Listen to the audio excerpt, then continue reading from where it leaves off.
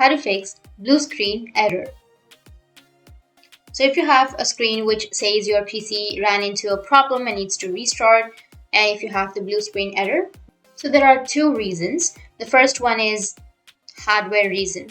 Like if you've installed any new disk, then because of the incompatibility, you might find this kind of problems. And the second reason is the software reason.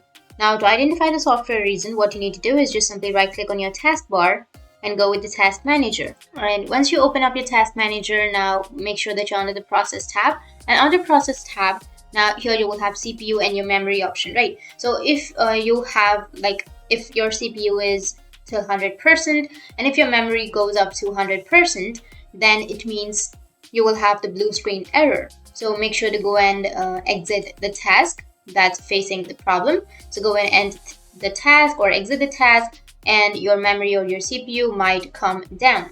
So that's it, and if you have any questions, feel free to comment below. Thanks for watching.